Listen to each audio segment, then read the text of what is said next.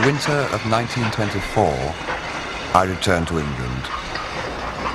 Lady Marchmain had written to me in Paris to tell me that Sebastian would complete his Levantine tour with Mr. Sandgrass in time to spend Christmas with his family. She invited me to Brideshead. Christmas with my uncle, however, was an engagement I could not break. So it was 2 days later that I travelled across country, expecting to find Sebastian already established.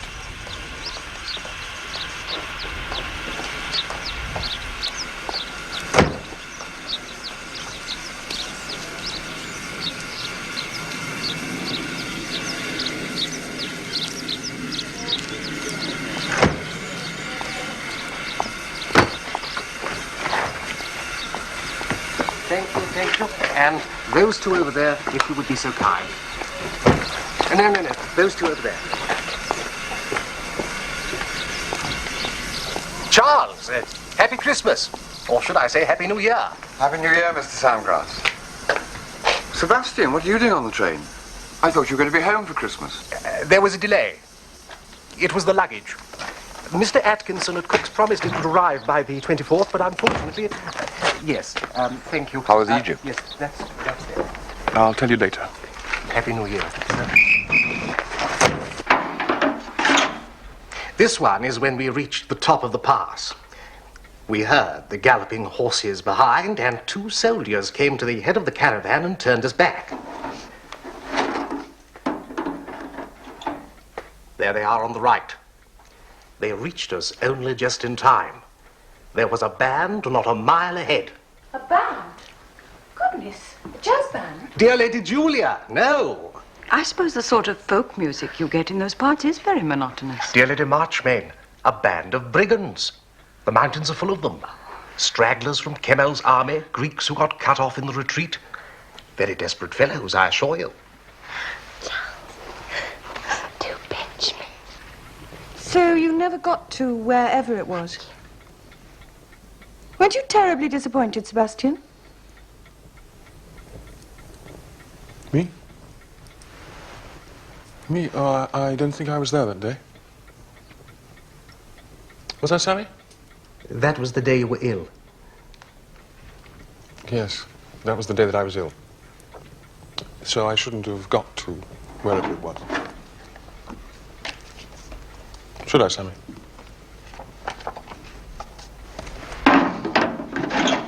Sorry. Now, this, Lady Marchmain, was our Turkish cook, Ali Torkat. That's him on the left. That's me at Damascus. That's me with a rather tiresome Turkish youth.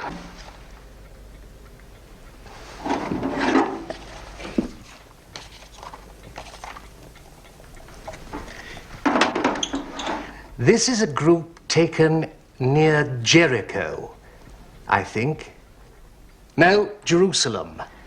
All ruins and mules and you. Where's Sebastian? Ah. He held the camera. He became quite an expert as soon as he learned not to put his hand over the lens. Didn't you, Sebastian?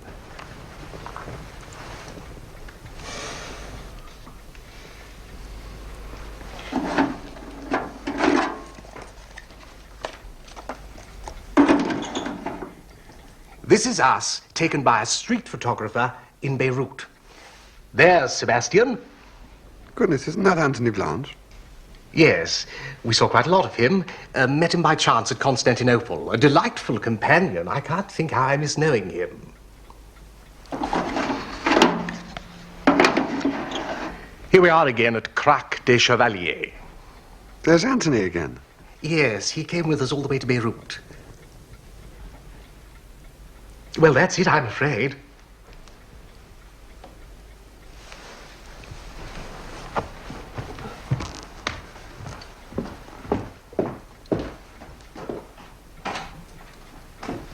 Thank you, Mr. Samgrass.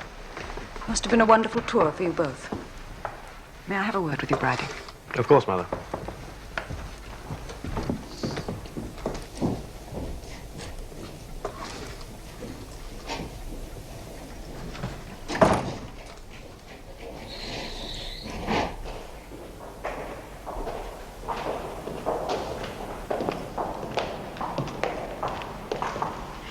Must have been an extraordinary trip. Yes.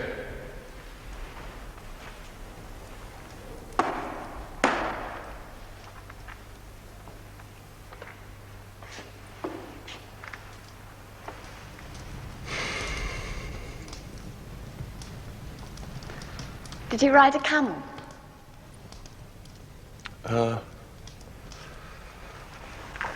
I don't know, probably.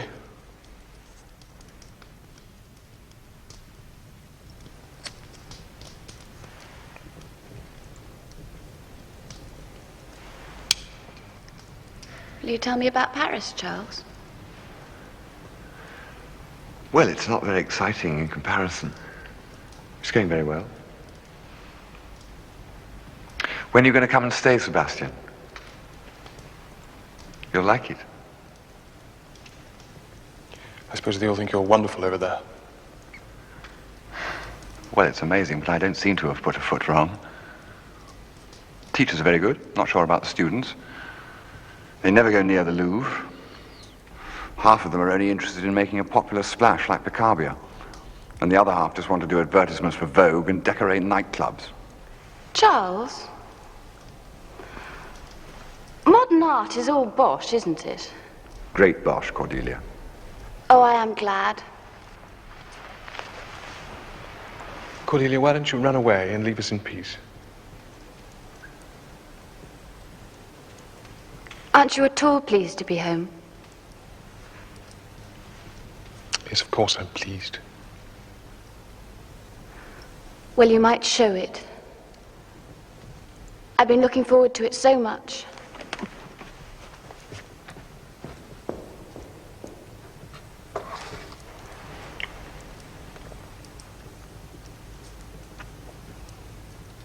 How extraordinary you're running into Anthony Blanche.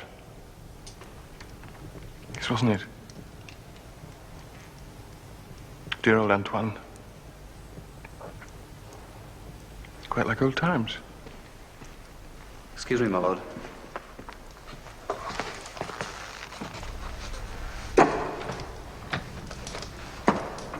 I say, where's the cocktail tray? Isn't it time they brought it in? It's still a bit early. Mr. Wilcox is upstairs with her ladyship, my lord. Oh, never mind. Bring it in yourself. Mr. Wilcox has the keys, my lord. Well, send him in the moment he comes down. Very good, my lord.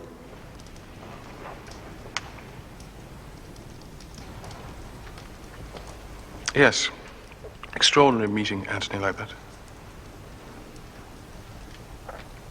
He's very changed. You wouldn't have recognized him.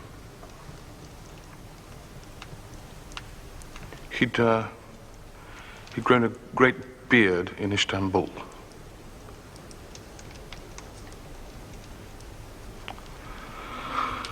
Well, where the hell is Wilcox?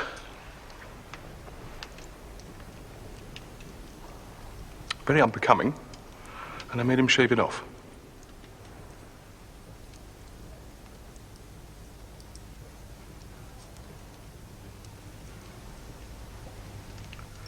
Well, I don't think I want a cocktail anyway. I'll go up and see Nanny, and then I'll have my bath.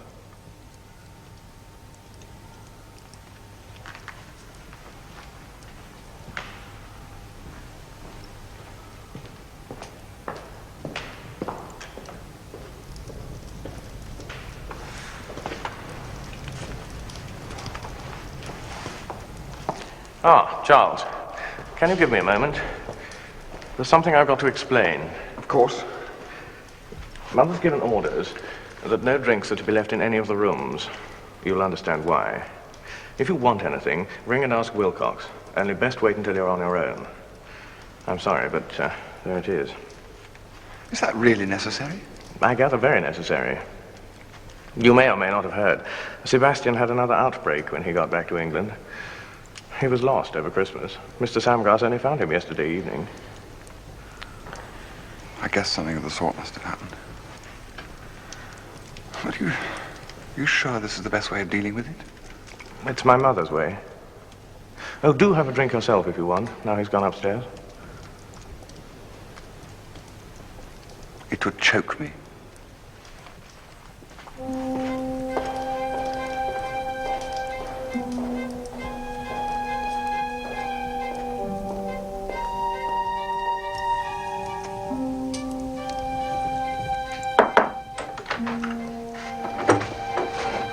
Hello, Nanny. I was looking for Sebastian. I thought he might be here. I told him he was looking peaky.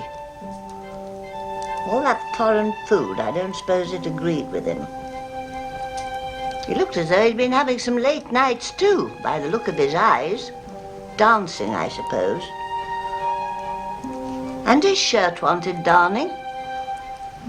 I told him to bring it here to me before it goes to the wash. Thank you, Nanny.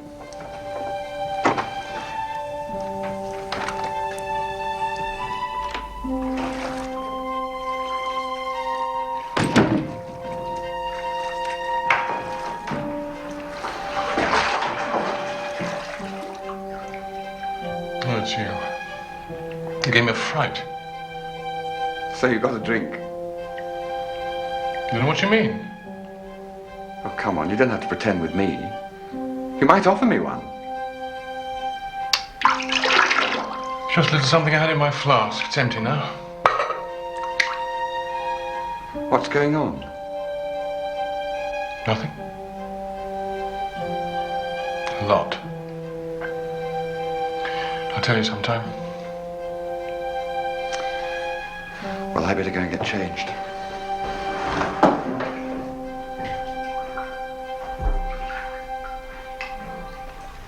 It is certainly true, Lady Marchmain, about the Levantine cuisine. It can have the most alarming aspects for the uninitiated. When we were dining with the Patriarch at Trebizond, we were offered that most special delicacy, the eye of the sheep in a bed of couscous.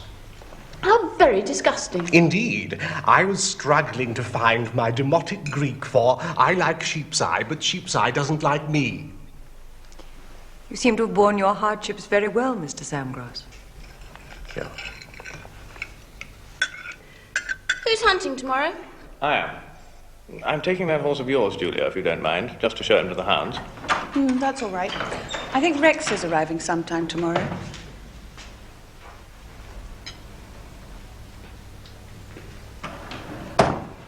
I suppose I better stay in and see him.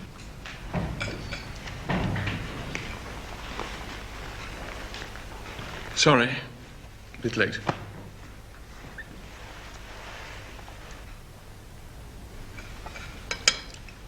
I promised an outing on Mr. Beelzebub tomorrow.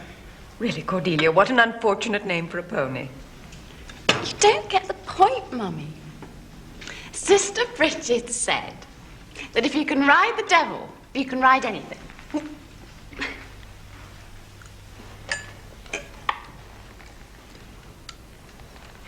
Where is this meet? Is it here? Yes, it is. Well, if it's here, I'd like to hunt, please.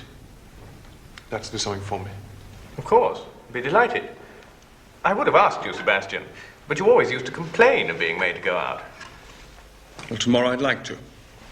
Well, it's perfectly simple, then. You can have Tinkerbell. She's been going very nicely this season. No, thank you. I'll have whiskey, please.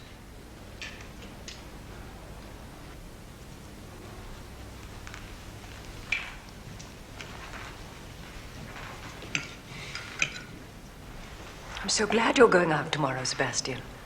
A day out will be so good for you. Mr. Samgrass was telling me how you both stood up to the hardships of your journey together. I had no idea you had to endure such discomfort. Is he? I was explaining about the time we were held at the Turkish border and had to share the guard's supper. Don't you remember?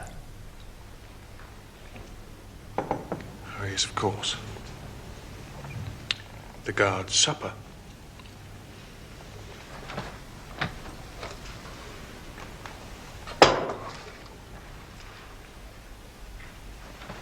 Are you going to chapel tonight, Mummy? No, I don't think so. I think an early night will do us all good. Someone reminded me to write out a note for the stables. I think Tinkerbell will suit you very well, Sebastian. You won't let me down tomorrow. Promise. You will try and look smart. Of course.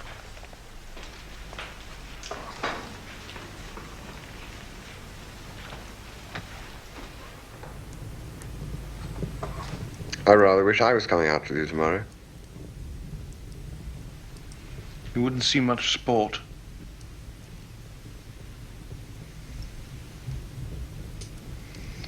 Tell you exactly what I'm going to do. I shall leave Brideshead the first cover. Hack across to the nearest pub and spend the entire day quietly soaking in the bar parlour.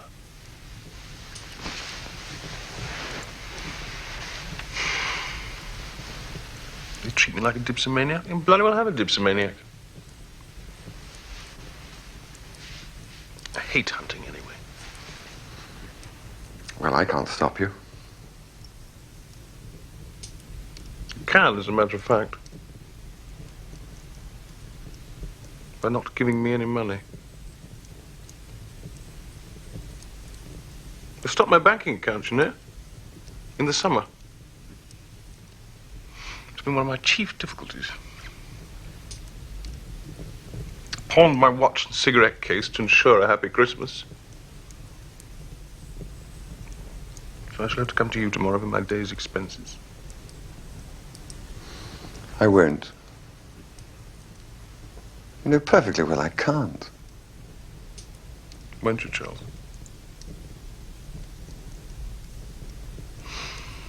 Oh, well, I dare say I'll manage on my own somehow. I got pretty clever at that recently. Managing on my own. I've had to.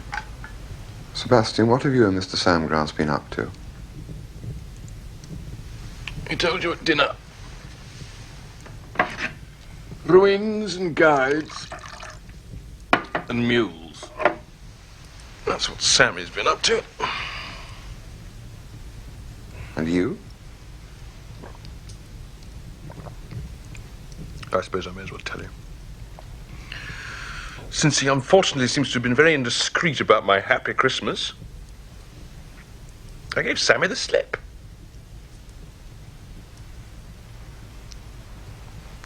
I had begun to guess.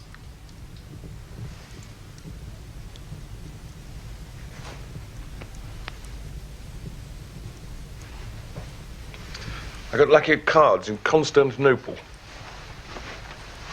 And I was just enjoying a very happy hour in a bar when who should walk in but Anthony Blanche. With the beard and a very pretty little Jew boy. Anthony lent me a tenner to help me escape. Just before Sammy came panting in to recapture me. After that, he wouldn't let me out of his sight. But in Athens, it was easy. We were staying at the legation. One day after lunch, I simply walked out. Cashed the money at Cook's. Found a sailor who spoke American. Lay up with him till the ship sailed and popped back to Constantinople. That was that. And didn't Sammy mind? Oh, he was a bit anxious at first. I didn't want to get the entire Mediterranean fleet out, so I cabled him saying, "Oh, quite well. Please send half the money to the Ottoman Bank and keep the rest for yourself." Poor old Sammy. Poor old Sammy. I almost feel sorry for him.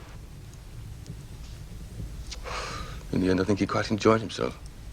In his own ghastly little way. So here I am. After Christmas. Yes. I was determined to have a happy Christmas. Did you? I think so. Don't remember much about it. It's always a good sign, isn't it?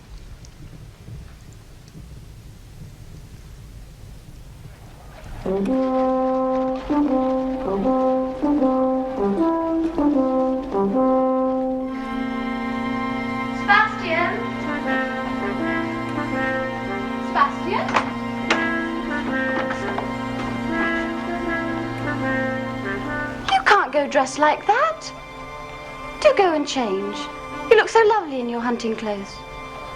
They're all locked away somewhere. Gibbs couldn't find them. That's a fib. I helped get them out myself before you were called. You promised me. Well, there are all sorts of bits missing. Well, it just encourages the Strickland Venables. They've been behaving rottenly. They've even taken their grooms out of top hats.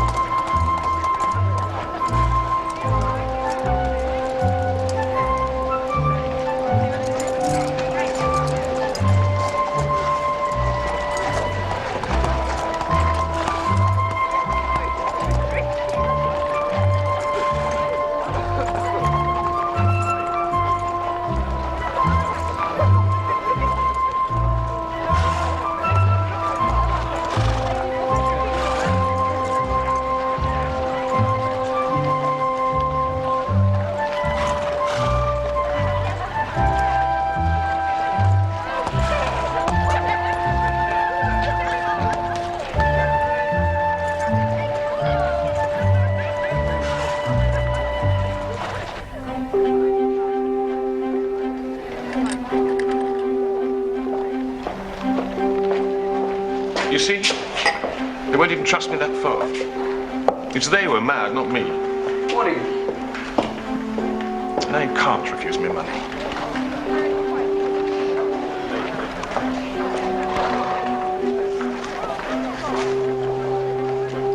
More.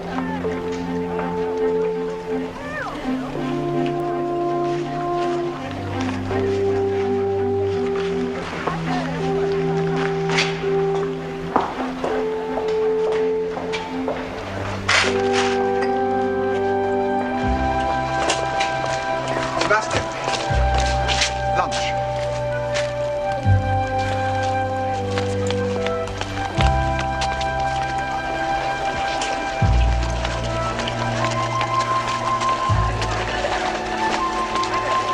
Morning, Sebastian.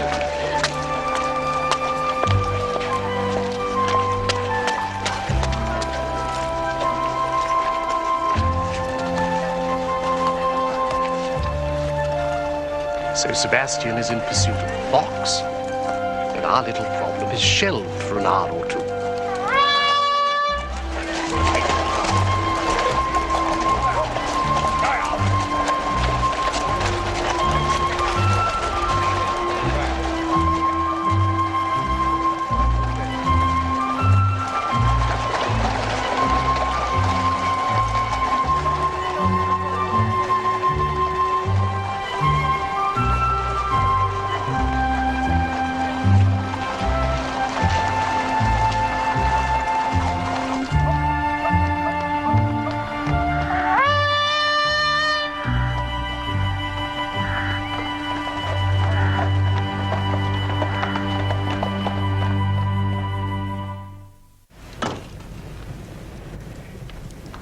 I heard all about your grand tour last night.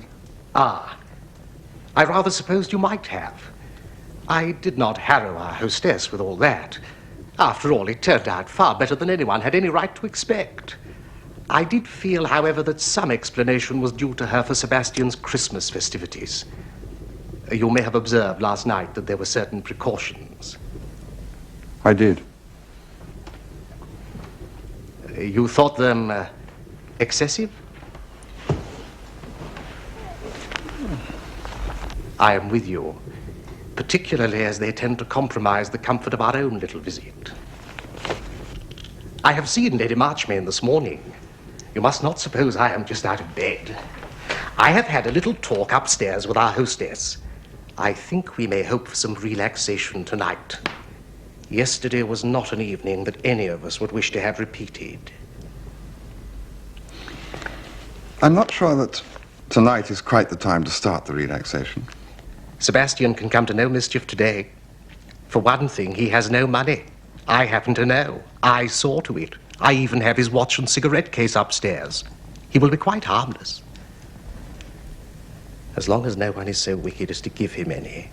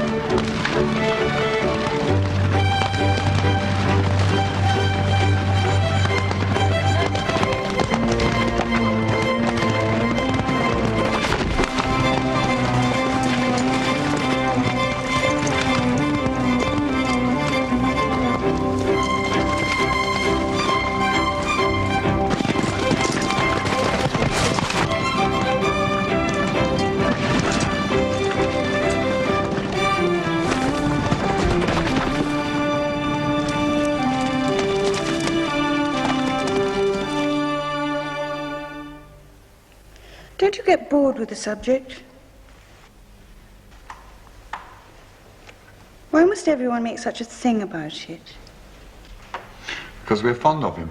Well, I'm fond of him too. In a way, I suppose. Only I wish he'd behaved like anyone else.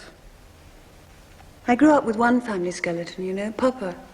Not to be talked of in front of the servants, not to be talked of in front of us when we were children. If Mum is going to start making a skeleton out of Sebastian, it's too much. If he wants to be always tight, why doesn't he go off to Kenya or somewhere where it doesn't matter?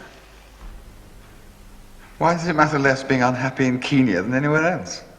Don't pretend to be stupid, Charles. You understand perfectly. You mean there won't be so many embarrassing situations for you?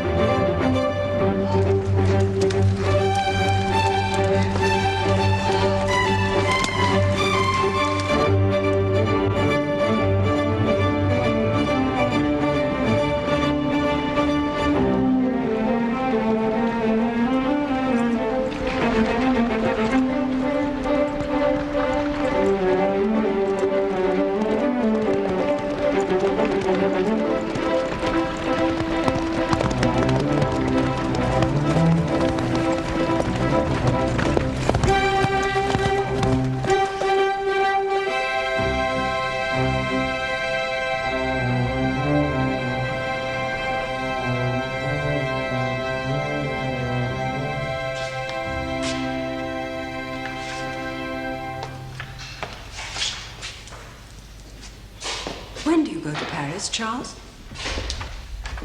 In about a month. I think I'm beginning to miss it. I got a new studio on the Ile Saint-Louis. It's up about 6 flights of stairs, but it's a wonderful view. The light's quite different in Paris. I love that part. The river, Notre Dame. You must be happy there. I'm hoping Sebastian will come and stay with me when I go back. That would have been lovely, Charles.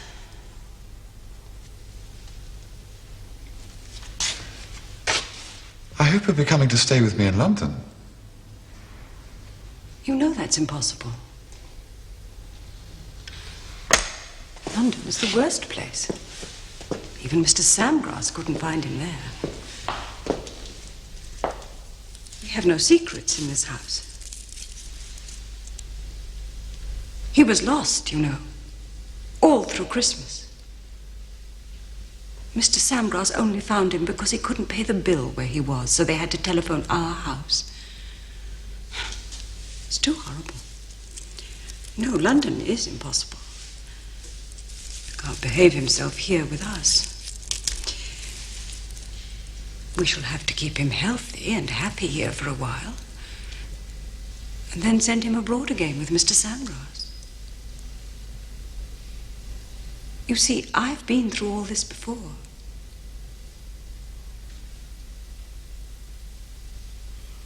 I hope he's having a good day.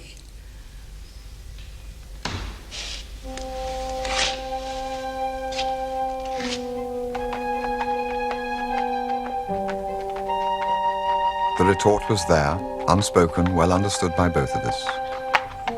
You couldn't keep your husband, he ran away. So will Sebastian, because they both hate you. Thus, with Julia and Lady Marchmain, I reached deadlock. Not because we failed to understand one another, but because we understood too well. The subject was everywhere in the house, like a fire deep in the hold of a ship. Do you think I'll find it? Yes, I do. Yes.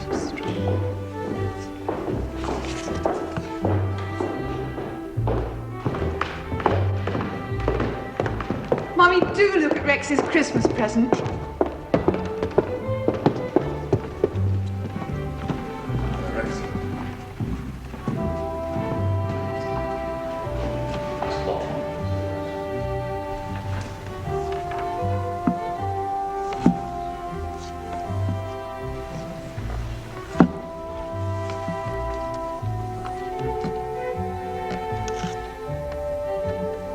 Dear me. Wonder if it eats the same kind of thing as an ordinary tortoise. What will you do when it's dead? Can you have another tortoise fitted into the shell? This slightly obscene object became a memorable part of the evening. One of those needle hooks of experience which catch the attention when larger matters are at stake and remain in the mind when they are forgotten. So that years later it is a bit of gilding, or a certain smell, or the tone of a clock ticking, which recall one to a tragedy. I hope it's dipsomania. That's simply a great misfortune we must all help him bear. What I used to fear was that he just got drunk deliberately, when he liked and because he liked. But that's exactly what he did. That's what we both did. That's what he does with me now. I can keep him to that if only your mother would trust me. If you worry him with keepers and cures, he'll be a physical wreck in a few years.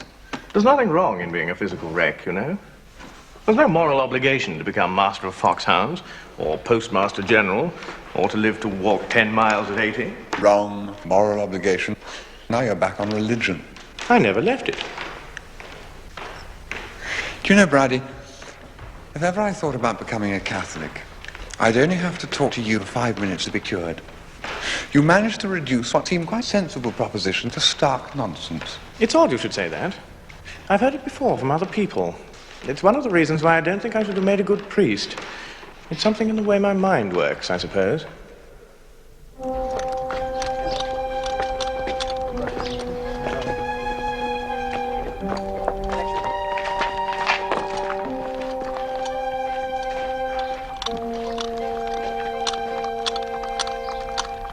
Send him to Boreas in Zurich. Boreas is the man. He performs miracles every day at that sanitarium of his. Oh, you know how Charlie Kilcartney used to drink. No. No, I'm afraid I don't know how Charlie Kilcartney drank. Well, 2 wives despaired of him. When he got engaged to Sylvia, she made it a condition that he go to Zurich and take the cure. And it worked. He came back 3 months later, a different man, and he hasn't touched a drop since, even though Sylvia walked out on him. Why did you do that? Well, Charlie got to be a bit of a bore when he stopped drinking. But that's not the point of the story. No, I suppose really it's meant to be an encouraging story. He takes sex cases, too, you know. Oh dear, what very peculiar friends poor Sebastian will make in Zurich. He's booked up for months ahead. But I think he might find room if I asked him. I could telephone him from here tonight. I'll think about it. Fine. Hello.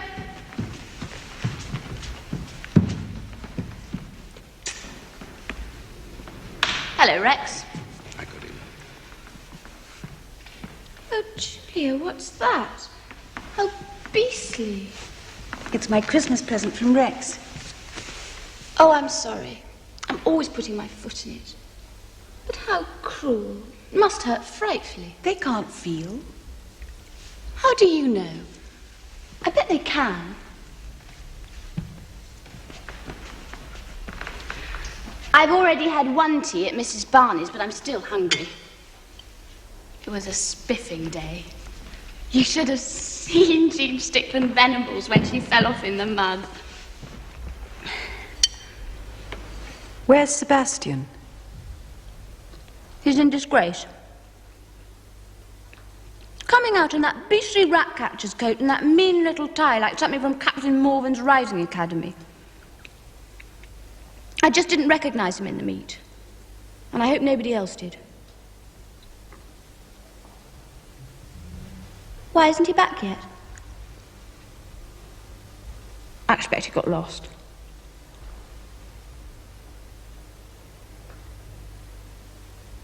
Poor little thing in that horrid quarters. What do we do? I will do. Yes, I will. Thanks.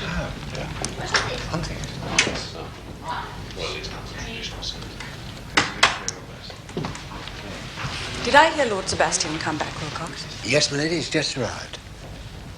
He rang up from South Twining to be collected. He must have stopped for tea with someone. South Twining? Who lives there? He spoke from the hotel, my lady. South Twining? Goodness, he did get lost. Thank you, Wilcox.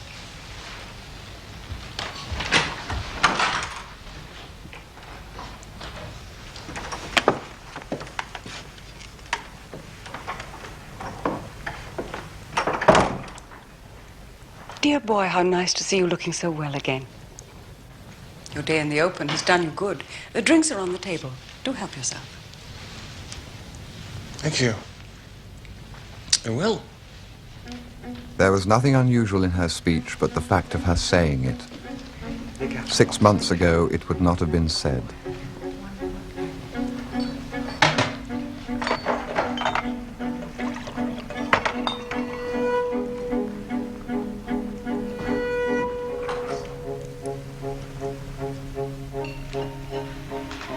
It's that horse of yours, Bridie. It's no damn use.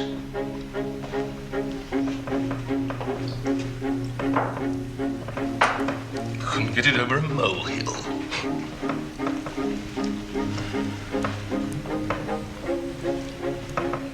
You'd expect me to keep up with the rest of the field. Even if I wanted to. Don't sit too long, Bridie.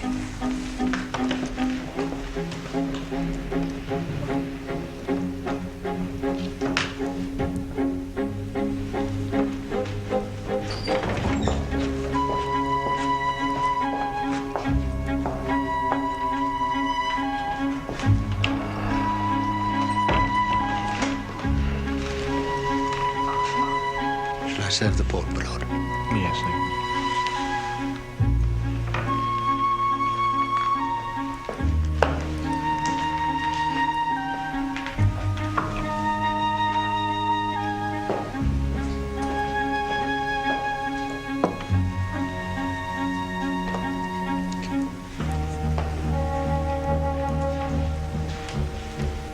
Charles, you saw it. You saw how pathetic it was. You saw it. A blow, expected, repeated, falling on a bruise, with no smart or shock of surprise. Only a dull and sickening pain and the doubt whether another like it could be borne. That was how it felt sitting opposite Sebastian at dinner that night.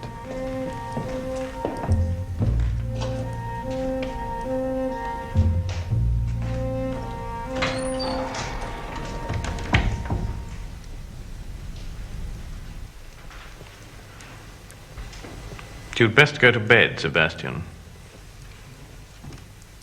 Some port first.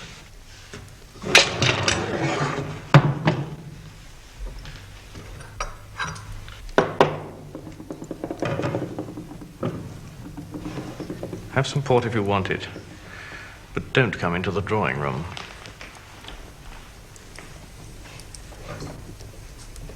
Too bloody drunk.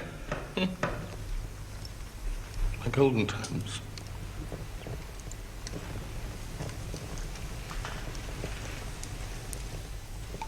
Gentlemen always too drunk. To join ladies in olden times. April 26th. Got some more red enamel paint. Red, to my mind, being the best colour, and painted the coal scuttle and the backs of our Shakespeare, the binding of which had almost worn out. Sebastian's gone to bed. I think we should go too. Cordelia? Julia? Oh, not just yet, Mummy. I'm staying up for a little. Come up and see me before you go to bed. I shan't be asleep. Good night, Rex. Good night, Lady Marchmain. Good night, Mother. Good night. My Lady Marchmain, thank you for reading so delightfully. Good night, Mr. Sandbrook. Good night, Charles. Good night, Lady Marchmain. Good night, Charles. Good night, Cordelia. Mr. Samgrass, are you coming? Oh, yes, indeed. I'm more than ready. Good night. Good night. Good night.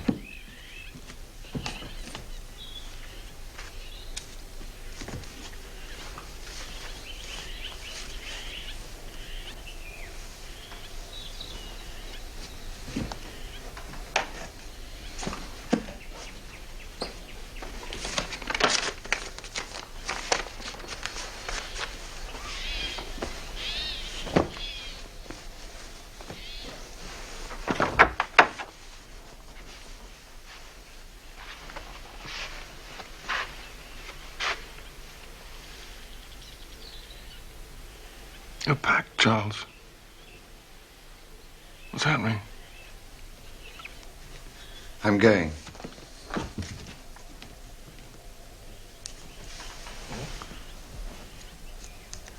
Tell me honestly. You don't want me to stay, do you?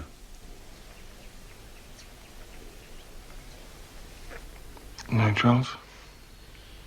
I don't believe I do.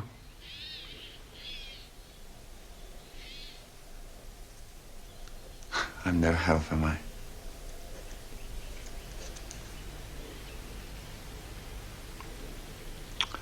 No help.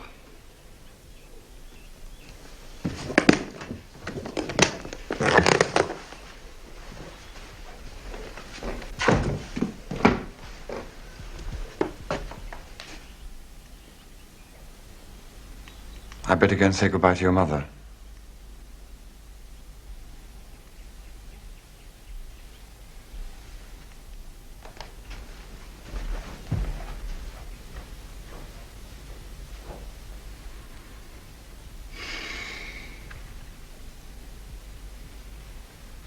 The problem is I've got a tremendous amount of work to get done before I go back to Paris. I'm sorry I'm not able to stay as long as I'd hoped. And I hope you'll forgive me rushing off like this. Well, then it's goodbye, Charles. Goodbye, Lady Marchmain. Thank you very much for having me to stay. Charles, there's something I must ask you.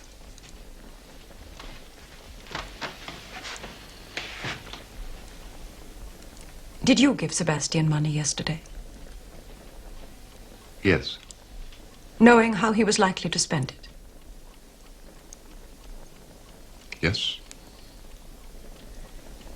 I don't understand it. I simply don't understand how anyone could do something so callously wicked.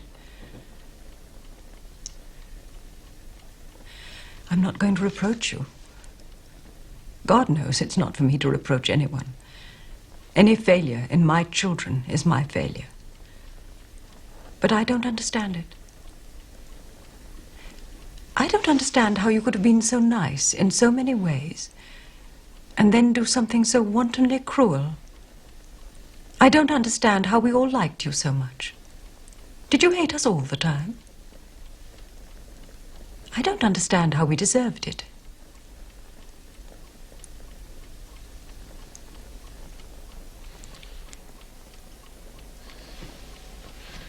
Goodbye.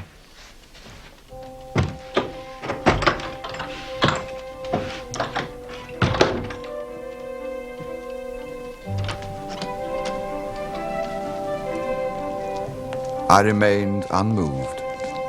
There was no part of me remotely touched by her distress. It was as I had often imagined being expelled from school. I almost expected to hear her say, "I have already written to inform your unhappy father."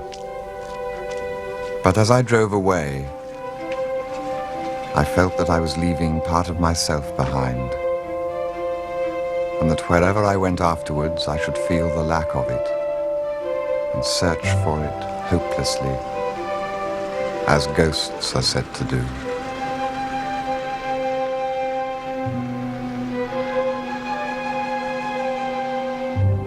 I shall never go back, I said to myself. A door had shut, the low door in the wall I had sought and found at Oxford. Open it now and I should find no enchanted garden. I had come to the surface into the light of common day after a long captivity in the sunless coral palaces and waving forests of the ocean bed.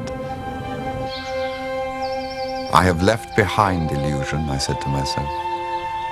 Henceforth, I live in a world of 3 dimensions with the aid of my 5 senses. I have since learned that there is no such world. But then, as the car turned out of sight of the house, I thought it took no finding, but lay all about me at the end of the avenue.